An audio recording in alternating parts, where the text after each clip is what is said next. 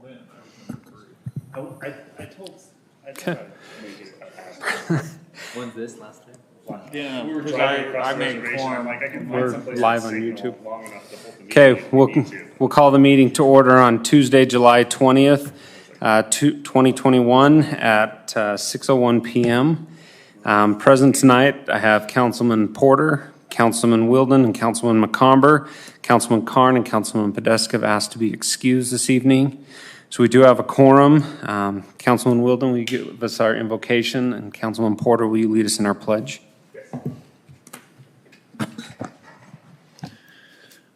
Our Father in heaven, we're so grateful that we're able to be gathered together this evening and to review plans and make decisions for the betterment of our city and our friends and our neighbors throughout the city. And we ask thee to bless us with thy guidance that we can make those good decisions that will be beneficial for all. And these things we say in the name of thy Son, Jesus Christ. Amen. So please rise and join me in the pledge of allegiance. I pledge allegiance to the flag of the United States of America and to the republic for which it stands, one nation under God, indivisible, with liberty and justice for all.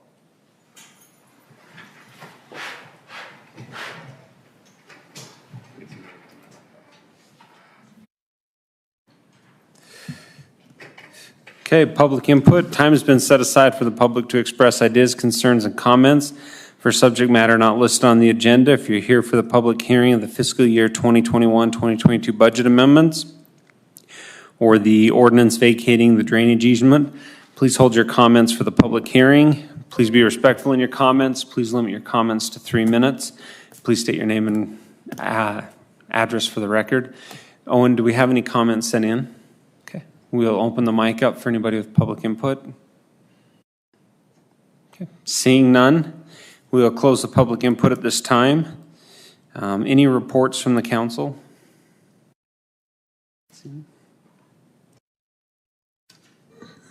I did have one, not necessarily a report, but someone brought up a good suggestion. I think it's worth thinking about. When we're looking at some of our new parks, thinking about the North Marina and things like that, there's a lot of resident interest. And I know we always just have council usually and staff participate in it, but it'd be maybe worth considering identifying a select group of citizens too to participate early on. You'd need council there as well because costs could get out of control with ideas and things like that, but just worth considering.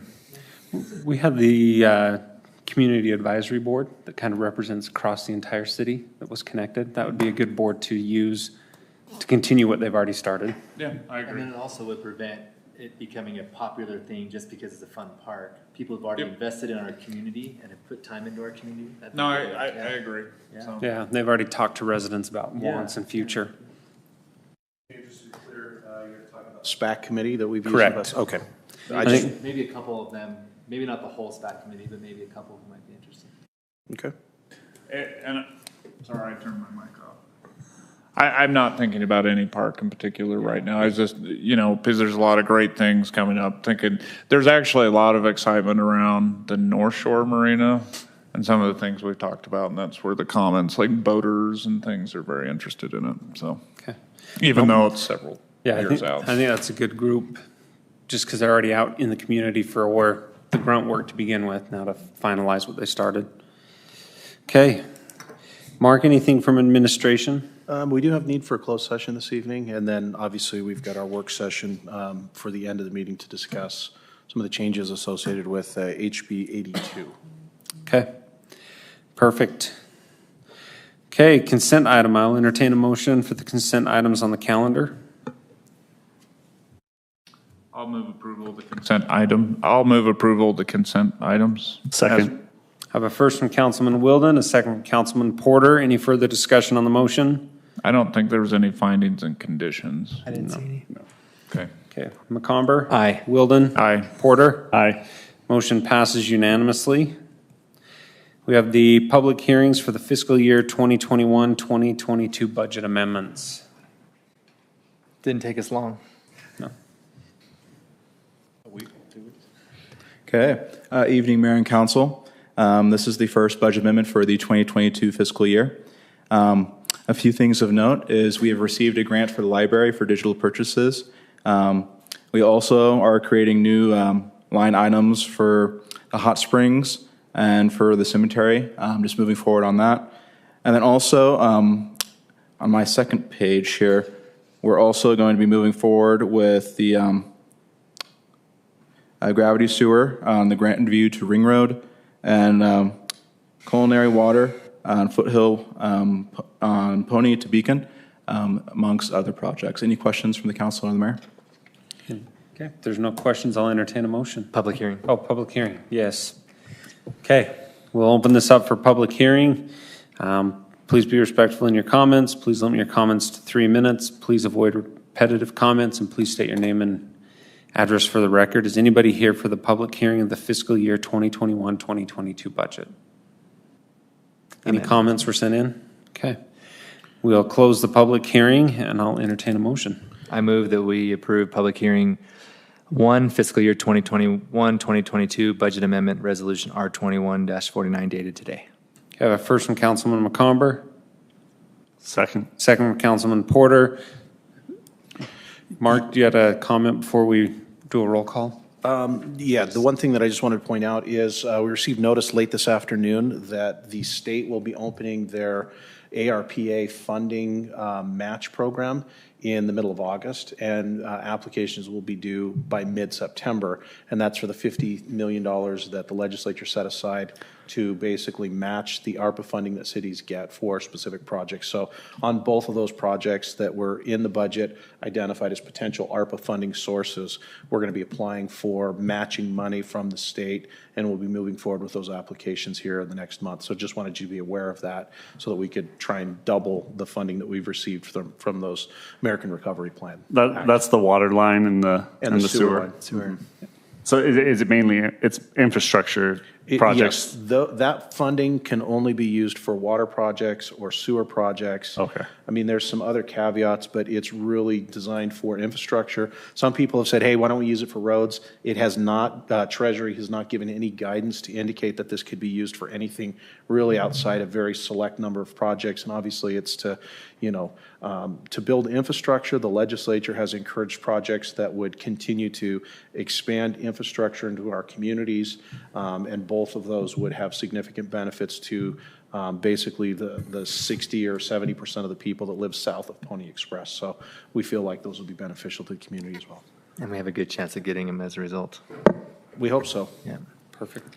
Okay, got a motion on the table. Porter? Aye.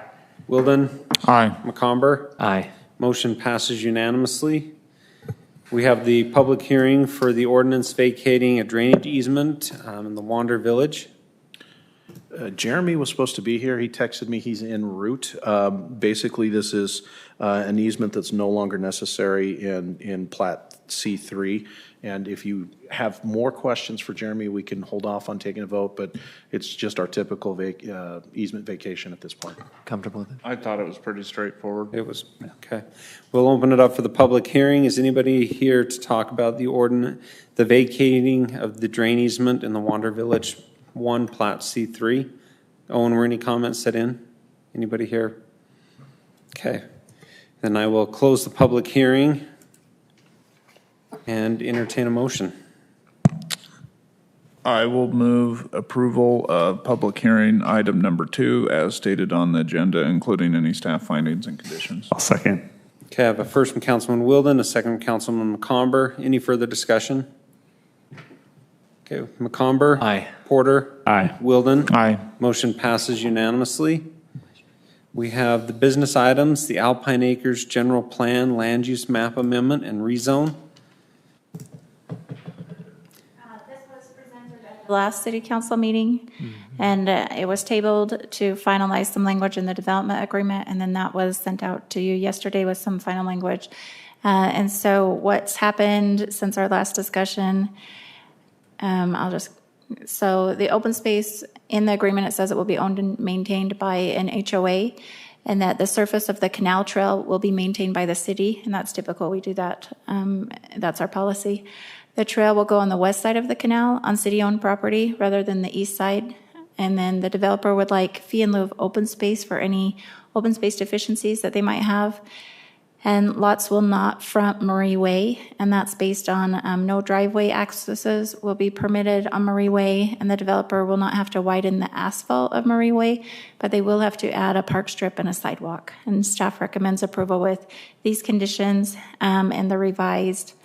So the conditions need just a little bit of revision because these are just directly from the last the staff report from last time. So we've revised the development agreement. So there's just two references here where it says attached agreement, but it would be the revised one that was that was sent to you yesterday. And then number 7, the driveways shall not be permitted on Murray Way. Okay. Do you have anything you'd like to add? The applicant? Just that we appreciate the staff working quickly with us to get this back right here on the next council meeting, and happy to answer any questions that council or mayor you have for us. If there's any questions, we'll Comment real quick. Councilman I just wanted to McComber? thank you for working so well with staff working with you, and really addressing all of our concerns and coming back quickly with can and does comply consistently throughout. So I appreciate that. Thank you very much. Okay, any other comments? And I will entertain a motion. I move that we approve business item 1 with all staff findings and conditions. I have a first from Councilman Porter. I'll second. I have a second from Councilman McComber. Any further discussion? Councilman Wilden? Aye. McComber? Aye. Porter? Aye. Good luck. Motion passes unanimously. Thank you. Appreciate it. Good luck. Okay, business item 2, the Transportation Master Plan Amendment, Ordinance 21-27. If we could hold off on this until Jeremy gets back or gets here, that would be excellent. Perfect.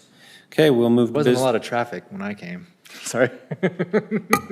I suspect when I texted him at 6, it was garbage. It was, I'm like, what time is it? Oh. Yeah, okay. Business item 3, a resolution of intention to approve the annexation of 5.589 acres of land pursuant to section 10-2-418. Yep. Who's, Not sure we have any sort of presentation to give the council. This is just some land that's along 145 North, 5.589 acres. This just initiates the process of annexing. This is within our annexation boundary expansion area.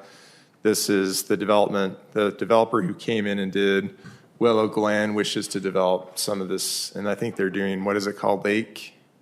What's the other one called? That just recently came in. What was that called? Utah Lake Estates, I think is what it's called. Okay. So they want to annex this property so they can just develop pursuant to our general plan, This which is property- low-density residential. This property is immediately east of the new charter school. Yeah, that's right, yeah, in between the charter school and Willow Glen on it looked pretty 145 North. straightforward in the packet. Well, yeah, it's small. It doesn't meet some of the requirements that the bigger annexations require, and yeah. It's okay. With that, I'll entertain a motion. All right, there's only 3 of us here No, tonight. I've done a few. I'll move that we approve business item 3 as stated on the agenda, including any staff findings and conditions. I have a first from Councilman Wilden, I'll second. second from Councilman Porter. Any further comments? Councilman Porter? Aye. McComber? Aye. Wilden? Aye. Motion passes unanimously. We have the work session discussion concerning House Bill 82, single-family housing modifications. Mayor and Council, if I could, I'm just going to briefly kind of start the dialogue on this. This is an interesting bit of legislation that was passed last legislative session. As you know, accessory dwelling units, or ADUs, has been something that has been before the legislature quite a bit in the last couple of years. This year, this bill passed, which basically it allows for ADUs to be anywhere in the city unless we take action to kind of narrowly scope where those ADUs will be. And so, we can do up to 25% of our housing that doesn't have to have ADUs, but that's the most we can carve out. The rest of the housing would then be eligible for ADUs. So the policy discussion that we wanted to have with you is Sorry, really. Mark, real quick, I have a quick question.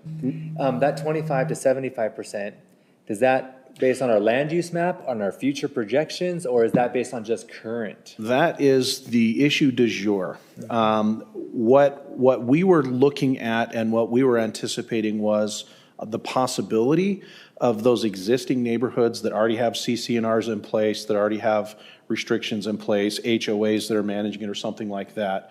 The discussion was, should we allow them to maintain a no ADU policy in that particular instance? Or do you just open it up? Because you don't have to designate 25 that doesn't have ADUs. If we don't pass this ordinance in by September, by the deadline that's given to us, in September, then it automatically defaults and allows ADUs everywhere in the city. No new HOA CC&Rs can prohibit ADUs. Now, when I say ADUs, these are internal ADUs. So these are ADUs that don't require any modifications necessarily to the outside of the home. They're basically basement apartments or something like that. If it's outside of the home, like let's say it's a detached mother-in-law garage or something, then we'd have permitting and other things that we would Does it require have to do. a secondary access to the basement? The only thing that we can really govern is addressing parking demands. Building code. And- Building code life safety concerns. Yeah. So it's really narrowly limited. That'd be a secondary access, could be a life-saving situation as well, because people lock their house so they can't get into the main part of the house? We would have to do more research if you wanted to make that a requirement. Because how is that safe? I don't believe that can be a requirement, but again, it's something that if you tell us you want us to look at it, what we wanted to do tonight was get your feedback on the things that you're most interested in, and then come back with a policy or come back with more discussion for us to be able to craft that in such a way that it Right makes off, sense. Mark, you and I have talked. A lot of our residents bought single-family homes in R1 developments with the intent and the property right, and they paid the premium for R1. I think the homes that are here are ones we should try and carve out to protect those property rights. And new developments, when people come in, then they're aware of it, they know what they're buying, and the property right's different than the property rights that have been purchased over the last 20 years. Well, that leads me to my question. Can you take 100% of the current homes and then we say 75% of the new homes all have the ability to have self-control units? That's my argument. I believe it has to be 75% of the housing, single-family housing in the city. current stock. And it's- What it says, the zone, the area, land zoned, primarily zoned for residential use. We have a lot of land in our city that's zoned for residential, but it's sitting as agriculture, so we can count that as well towards the 75%? I would think so, yes, because it is zoned for housing. So again, there's going to be some nuances that we're going to need to look This at. is the tricky Well, part, and right? it makes sense though, because like SLR, they've built that into their planned development. Right. For ADUs. So that area should be part of this. So Well, we need- and That should be part of and the to the 75%. mayor's point, like, going forward, we can build in enough parking, we can build in wider Sewer streets, lines, water. sewer lines, whatever, plan for, 30% of the homes having an ADU or what. I think we need to get an idea of what percentage we're likely to actually see. I know that a lot of times we like to speak in hyperbole that everybody's going to do this, but I don't, I'm never going to rent out my basement. Right. Maybe I'm the only one in the city, maybe I'm not. But I think we need to have an idea of, is 30%, 50%, 75% of homes going to do this? Right. So we have some idea of, because we need to start requiring Road builders cross-sections. to be built up to the standard to meet the load Multifamily that is going to be placed on the. And that's going to be wider road cross sections. We've got to start. We need to being built. increase our cross-section. Basically, we're creating instead a of having- multi-use. Instead of having 2 covered and 2 uncovered parking spots, maybe we need 2 covered and 3 uncovered, It is a very difficult situation because if I could, in our situation, it's unique. And I tried to make this argument up on the Hill this last year when I met with Jake Andrag, That push our this. issue is a little bit sensitive because right now we have an incredibly high population per household. because we have a lot of young families with a lot of kids. But if I could, let's imagine that we're a Sandy City or a Salt Lake City or one of those other cities where their population has dwindled down and they're sitting more at like 3.1 people per household. It's different than our 4.04 population that was our last census number, because we're 25% higher. And so we're using that capacity. The challenge is how do you take an older community that may have capacity in its existing infrastructure to service a slightly higher population through ADUs? Now, we're not going to argue. We all agree that housing affordability is important. We all agree that making sure that there's housing for, all kinds of different housing needs is met. And we've done that here in the Affordable city. housing, all of that is important. The question really becomes, how do we service that? Now, going forward, we can certainly look at that. We can plan for that. But I think one of the things that we need to be very cognizant of is there's a lot of neighborhoods that have expectations of, hey, wait a second, I bought a single-family lot that was, our CC&Rs in our HOA prohibit this kind of use.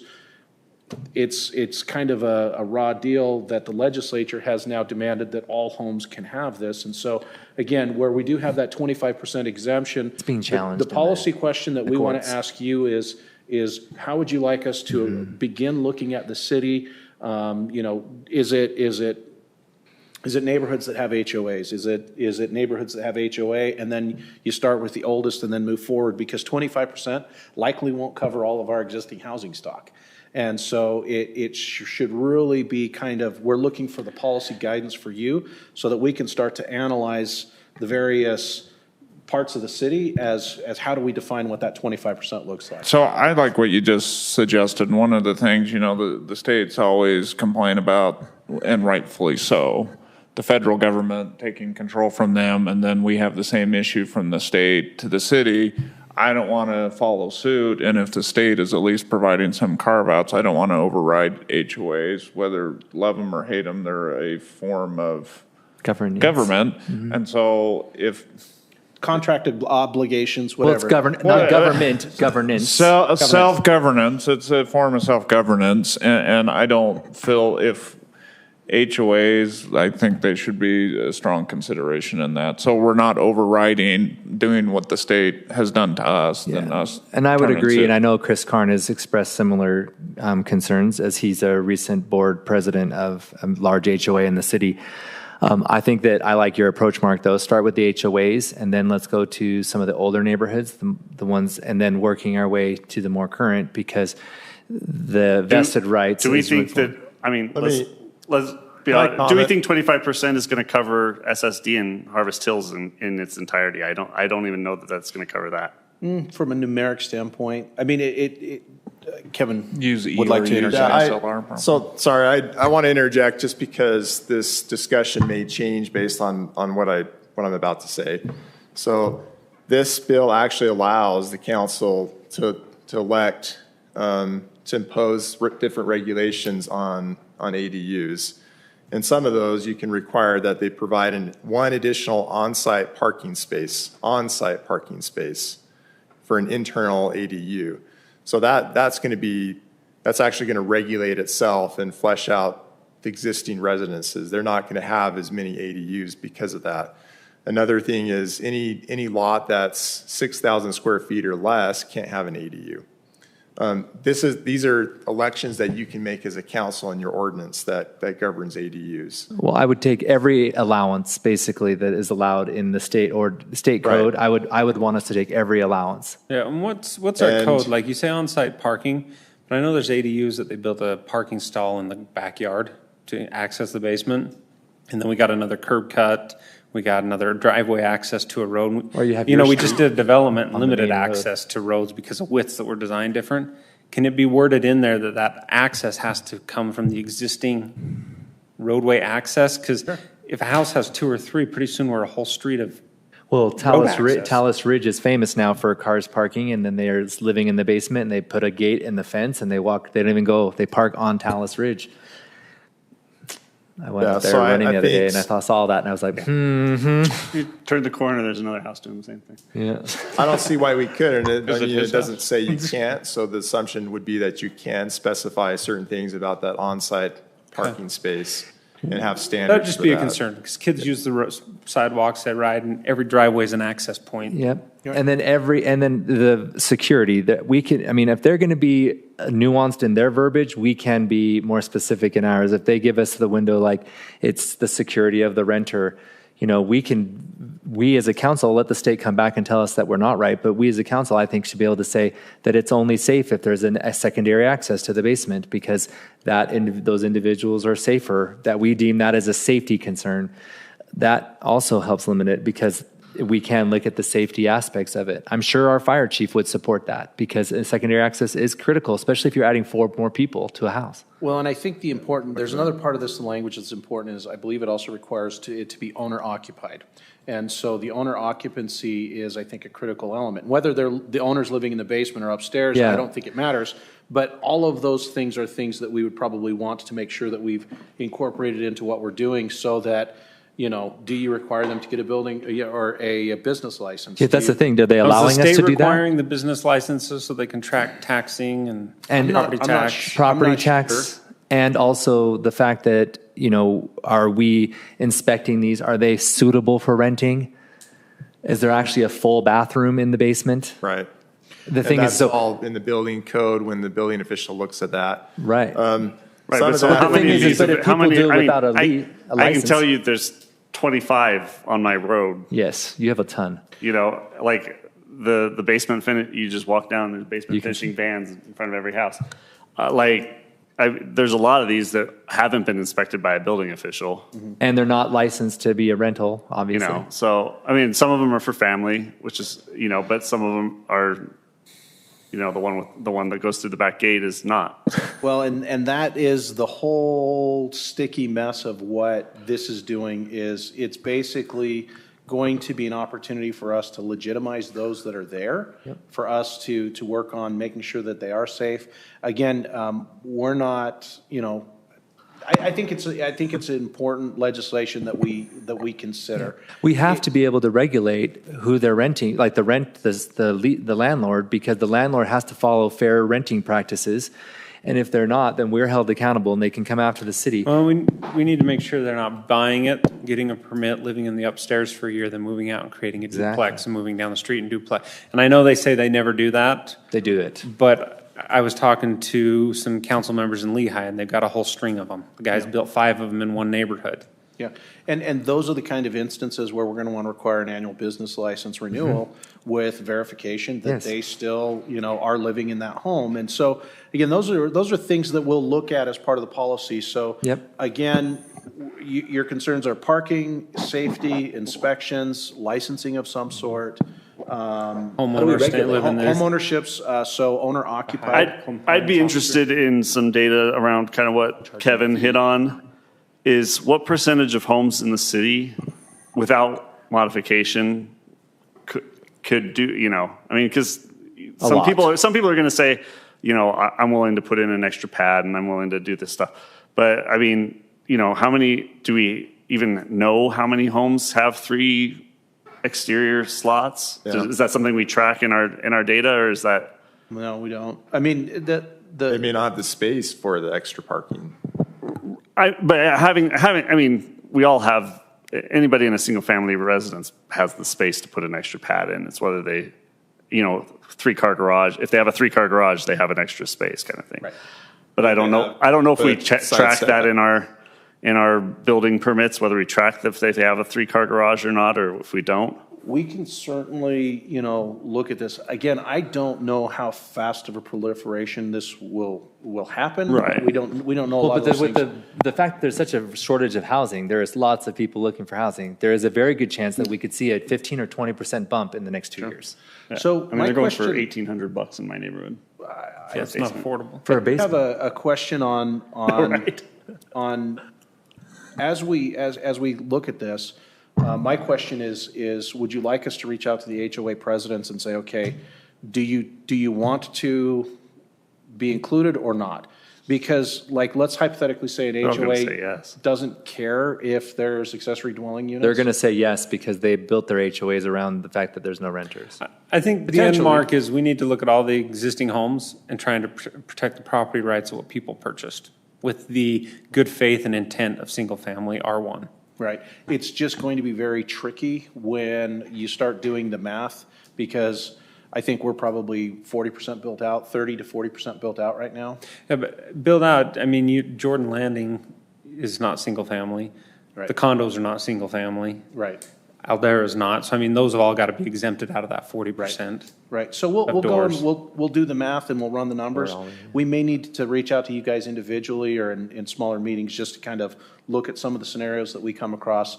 I've got Brian Gallegos in GIS that's going to start running some numbers and doing some calculations for us. So, And honestly, I say we go as strong as we possibly can, and let Deb come back and say no. okay.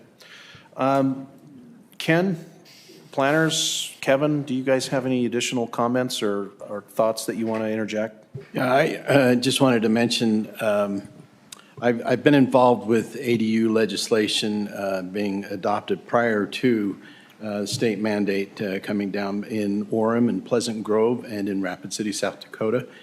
We were successful in putting forward an ordinance that the city would go ahead and allow this in certain instances and had some good regulation. There was a fear amongst not only the city leaders, but a lot of the public as we were bringing these forward, that we were going to be inundated all at once because this door was open, the floodgates would open.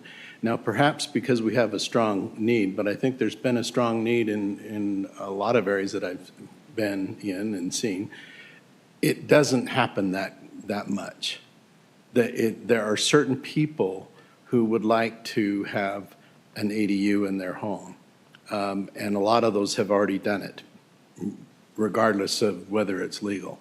But by and large, most people who have bought a single-family home have bought it for the purpose of maintaining a single-family home. So you will see some homes change over, but it's not going to turn into a great doubling of density or anything like that. I haven't seen that in the areas I've been.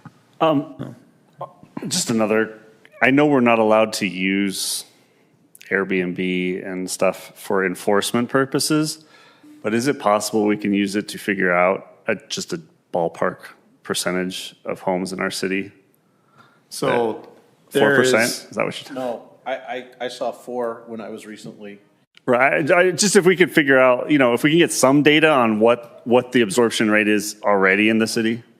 Yeah. That is one of the things you can elect. You can prohibit these from being short-term rentals. Right. I remember that provision. I mean, that's obviously a provision, but no-brainer.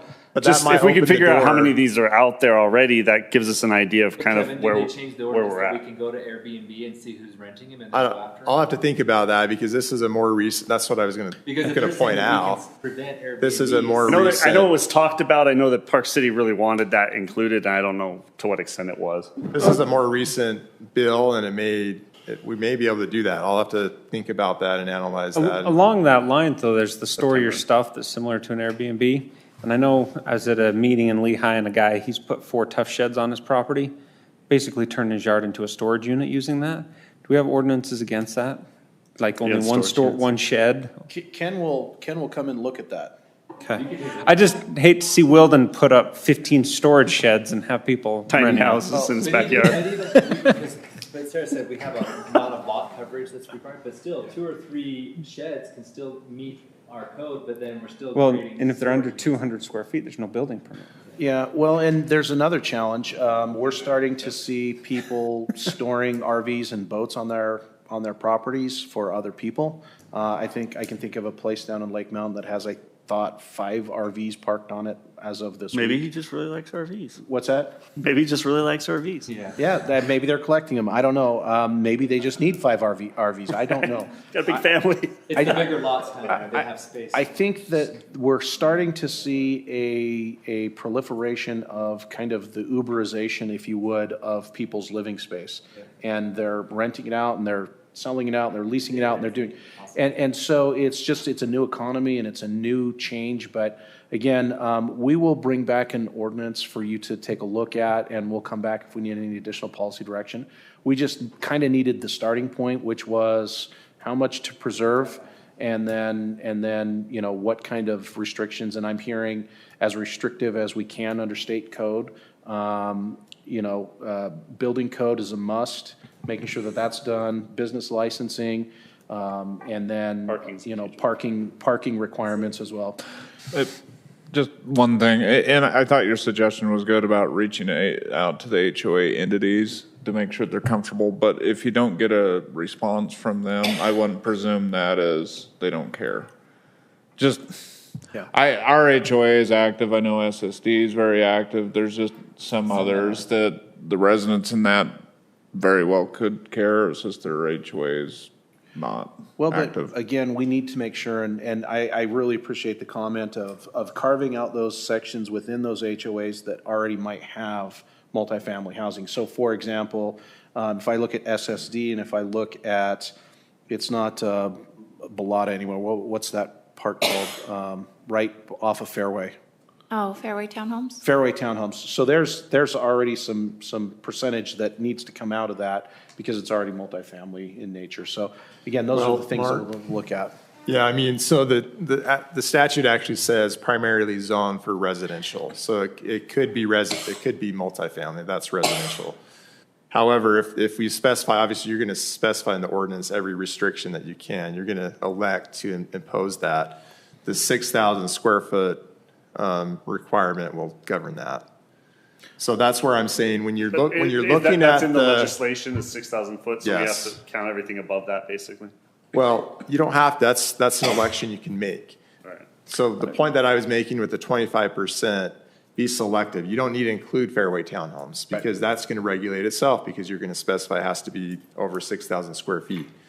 There may be areas that have 5 foot side setbacks that can't accommodate an additional parking I think when stall. we start with So the that's HOAs, something like to look Legacy at. Farms, the newer HOA, but we start with the older HOAs and the older properties because they've got the longest invested property right in Saratoga Springs. Is that fair? So work earliest to latest, and again, you know, something like, you know, and I'll just use this as an example, something like, you know, Beacon Point or Wander.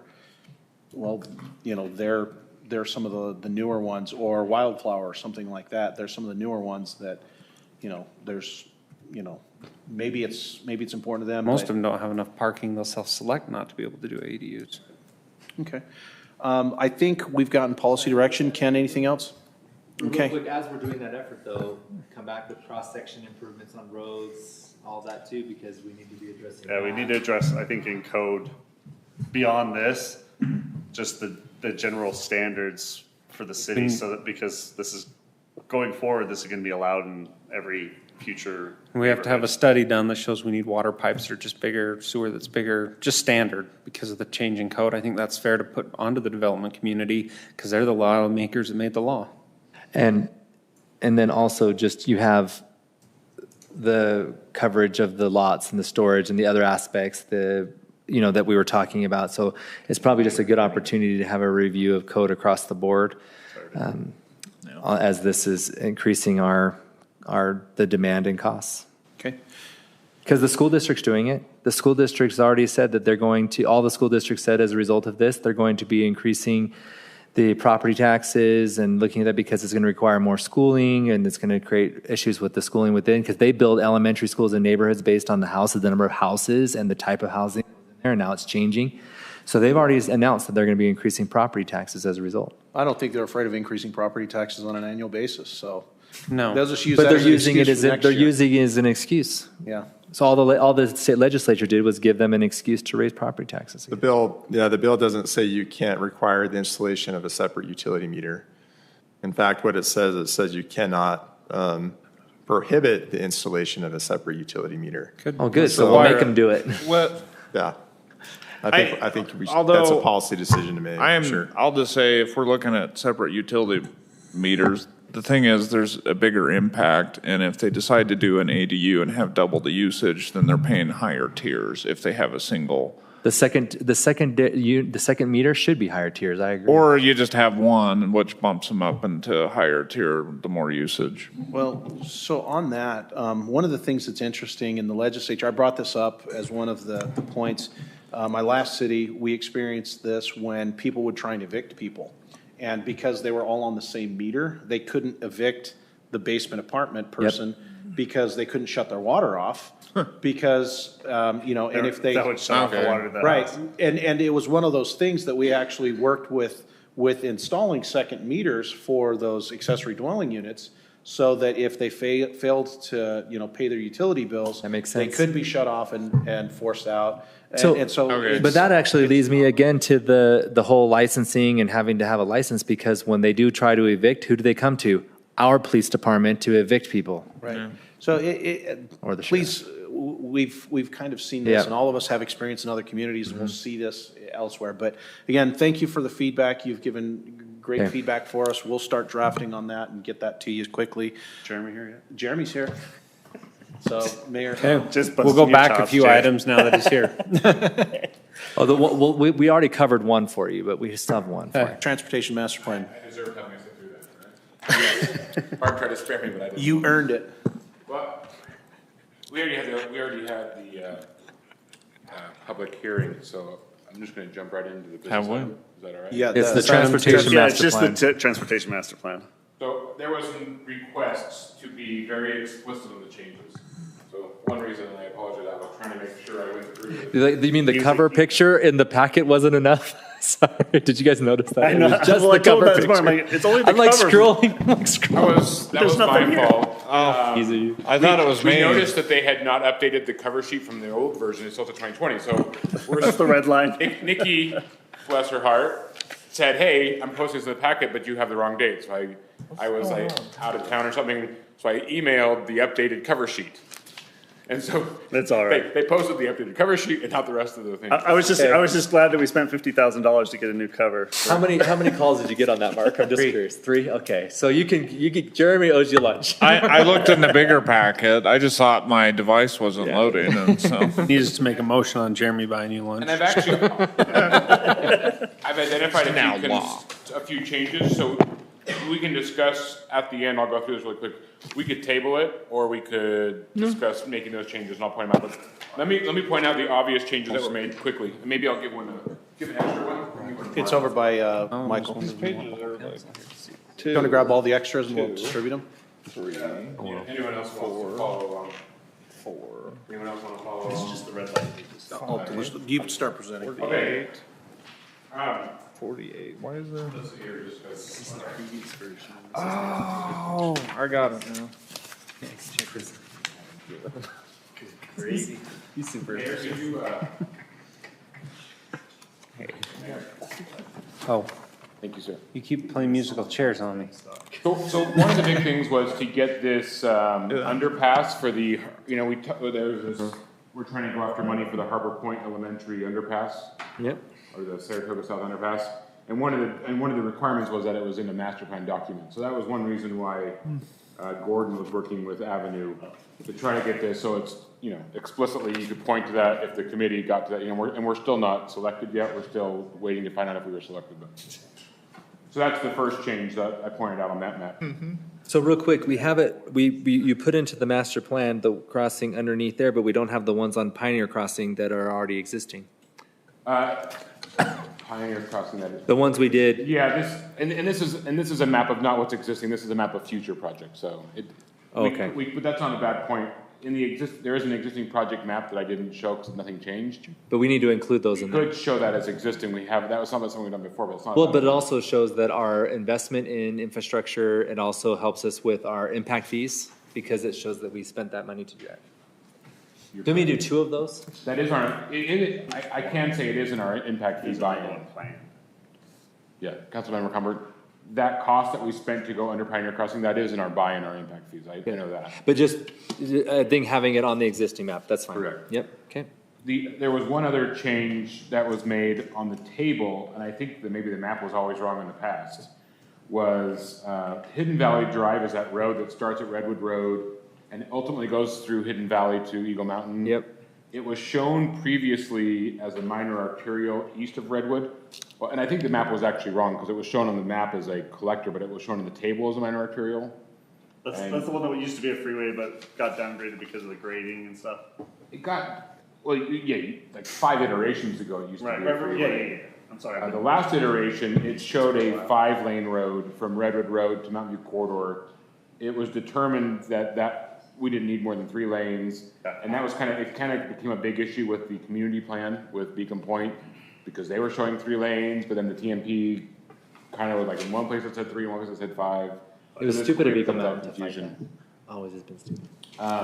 You can see the table added, then the new project, the underpass is on the table there on that sheet. If we jump, and I've included the previous versions on some of these, just so if you wanted to flip back and forth, you could see. So I've designated those if you wanted to see. There's quite a few changes on this other one that's called Traffic Signals and Roundabouts map, and I've included the previous version if you want to flip back and forth. The one thing is they changed all the project numbering, I guess just because it adds to confusion, I don't know. Just because they redid a lot of changes and it was just easier. They removed a bunch of existing signals. So we had quite a few signals built that were on the previous report as to be built, but they've been built, right? So all the ones that UDOT built when they did the widening from 4 south down, you had the one at Ring Road, the one at Stillwater Drive, all those got removed because they've been built. The one at Founders Boulevard. We added signals. We did add a signal that were not on the previous version, and if you can flip back on the other sheet I included. There was never a signal at Pony Express and 2300 and Saratoga Road. My apologies, on Saratoga Road. There is a signal there now. There was not a signal previously on 400 North and Foothill, and there's a signal there now in this new plan. Signals, there was a roundabout previously shown where Market Street was going to go east of Redwood Road and intersect Riverside on the Chew property, just north of Dalmore. There used to be a roundabout shown on the old TMP. That roundabout was removed. It's just a normal intersection now. And part of that probably is that road was, I don't know, that road was down here from a collector, so there's still a signal there, but I guess that'll just be stop controlled. I wasn't privy to the discussion with. So the roundabouts on Riverside, are those just not showing because? Those, again, this is future projects, so they're not shown because they're existing. But you have other things on here that are existing. Shouldn't be, but if you see something, let me know.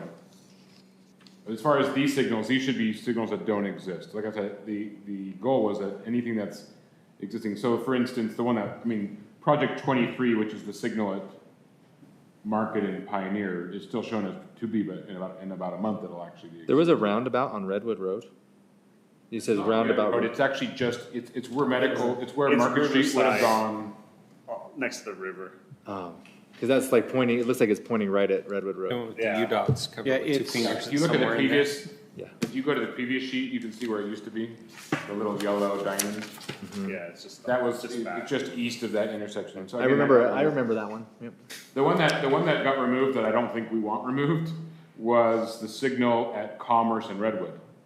So we made a huge effort to get both of those signals on our corridor agreement, right? Remember there was a big fight with UDOT. They didn't want to allow the signal at, was it Market, right? No, They didn't want to allow the signal at not Market medical, and Commerce it's because they were medical. gonna be too close together. That is correct. Market was the next one, medical, I think it was. So we swapped Markets, we swapped Medical Drive for the light at Commerce until basically Foothill Boulevard is built and there's an ulterior traffic. So Jeremy, you're saying we want to add that signal back in I told you at I found a Commerce? few things that I think we want to make sure they added. That got removed, but I don't think we want that removed. 'Cause that was So a big what thing. we need you to do is add that as a change. Commerce and Redwood? Add the light back at Commerce and Redwood. Yeah. And I have, Riverside and Crossroads Boulevard, is that not shown because it's part of the current project? Riverside and the signal there? It's currently under I construction. guess in theory it was shown as existing because it was. It's under construction. construction, That's so. fine. I just wanted to make sure that hadn't been omitted. So that was the main. But yes. Oh, and the other thing was a couple signals got pulled off of the future interchanges at the south end of the city where Foothill and those collectors interchange. And talking to the consultant, it was kind of, I guess, they were, yeah. The thought is there's too much ambiguity on what type of interchanges those will be. Maybe slip rams or spuies or, so they didn't feel it made sense for us to really be definitive. We know that we still show an interchange there, but now we're not saying it's a signal. We just say it's an interchange. And it's not in funded years anyway, so it's just, So I don't really have. that we can add later. I don't have an objection with that change. I get it. There's no reason to say it's a signal when we don't really know what kind of, and it's super, pretty bright future. So those So are the changes. Village Parkway, but the signal is not being removed for Centennial? But I'm confused. It's been built.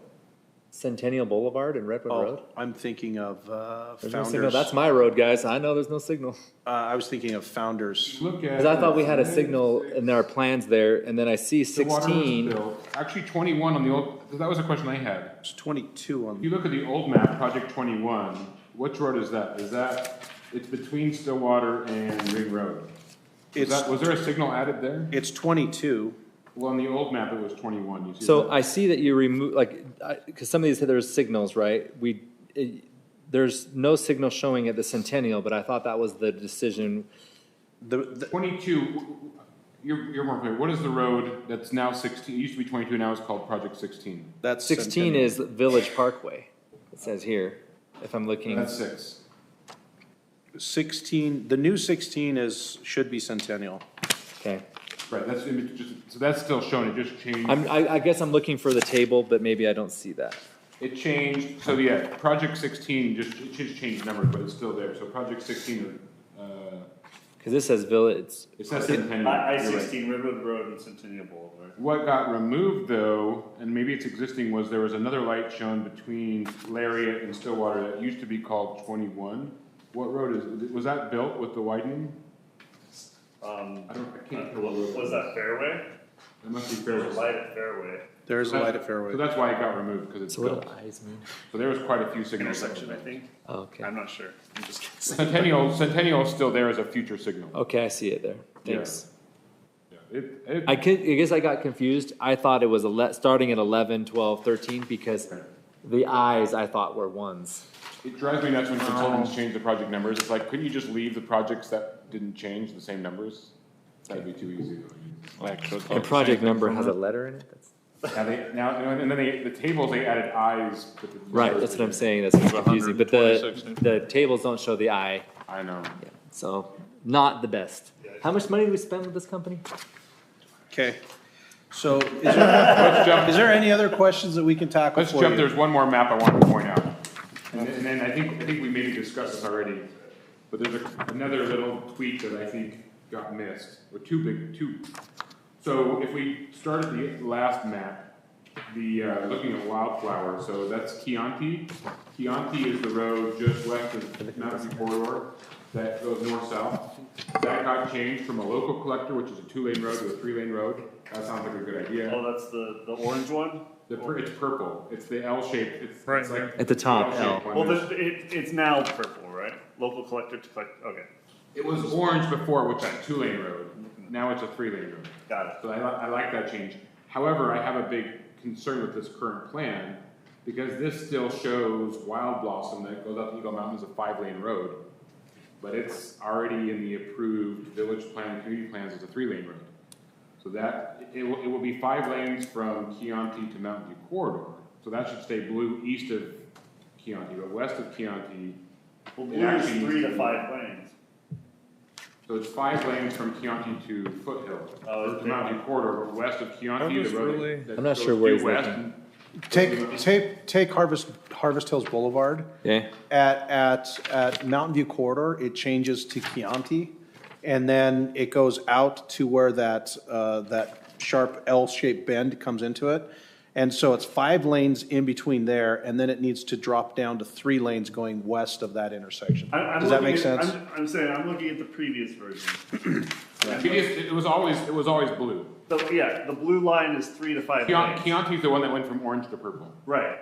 But if the blue line is 3 to 5 lanes, you're saying it's West of where the road that went Five from and orange to three purple, is west purple. of that road, it needs to actually go to purple as well. Oh, so out into Wildflower, it only needs to be, Collector instead of a- it only needs to be a collector in Wildflower. Correct. Right. Well, that makes sense. Yes. But then blue between the orange L to K. Because the goal was not to turn that. So we're not ready for an approval. Cut through. So that was the three. Now I was like, I would be okay tabling it if we wanted to. And Just too many. Let me go through one more thing. I just have a Let's question. fix it. Go ahead. It's showing, Let's continue. I believe it's Sunrise Meadows. It's probably Buffalo Drive, okay. Drive. The local collector? Is that showing that as being widened? No, it's just showing it's classified as a local collector because it's a 2-lane road, but it's wider than a normal 2-lane road. Okay.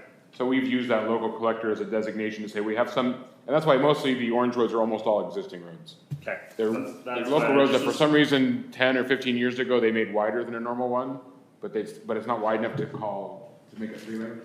Gotcha. That's fine. So, Mayor and Council, it looks like there's still some tweaks that we'd like to make before we finalize this. Is there any additional items of Yes. discussion or anything like that? Otherwise, we would, at this point, say, let's punt. I've got one other thing. Sure. I brought this up last time we looked at this. Page 15. If when we're talking about new growth in Saratoga, we cannot use the poor example of our sister city Lehigh as an example. Sure. We've got plenty of growth going on in our city that we can use as a picture. We don't have to. Oh, it's a picture? It's a picture of like the densest housing in the state. And it's not in our city, and so I don't want to take credit for, They're one door short of the densest. I don't want to take credit for our neighbors' lack of hard work. It just makes me wonder where they're just using pictures. It'd be nice if people doing the transportation maps plan knew where the city boundary was, right? Yeah, that would be nice. And even though we may table it, I think it's still, at least we have this opportunity to point out the changes to It's you. in the packet. Oh. It's Next in the time, packet. maybe if we make these Now. changes, then we, I have one other question. sure. Figure 5-4, the back of it's the last page. Okay. It's for 400 East north of Crossroads. Is that the only place, is this so that we're matching the Lehigh cross-section, and this is the only place this is gonna be used? That is correct. That's why that has a unique cross-section, so we can Okay. be consistent with. Oh, but it's not something where people are gonna be able to pick off this menu No, otherwise, no. right? It's only Correct. for that section. Correct. Okay. That's why. And if you recall, after we did our last round of TMP updates, we were notified by UDOT that they had basically worked with Lehigh to change this road size. And so we were trying to match that road size. We already had development happening in our city, and we had to work with the developer to get it to even fit this same cross-section. Right. But that was the one street that we were gonna use that cross-section on, because it basically goes from there all the way up to I-15 on that same cross-section. And I'm fine with changing in that one spot. I just don't want it to become something that other developments can come in and say, well, we want to do this. Not the new standard, correct? Yeah. Okay, as long as that's the case, then I'm fine. Then we're gonna do all this and then we're gonna add some new cross sections. Because of our ADUs. That's all right. We'll modify here. Yeah. Okay, well, at least I was able to point out the changes, because I appreciate I admit I hadn't had time to go through it in as much detail as I did today, and I was like, oh, well, probably let's get this fixed. Perfect. Doesn't hurt. I'd rather have the whole council here to vote on this anyway. Yeah. Yeah. Okay. I will entertain a motion to, Move to continue this to a future council meeting. first from Councilman Porter, second from Councilman McComber. Any further discussion? You probably should say which business item. Business item 2. Okay. So we got a motion to table business item 2. Councilman McComber. Aye. Wilden. Aye. Porter. Aye. Motion passes. Closed session. We have a closed session. I'll entertain a motion to enter the closed So made. session. I have a first. Second. I have a second. All in favor? Aye. Any? No, we can't do it. No, it's still 2-1. All in favor? Aye. Any opposed? Okay, we'll go into closed session.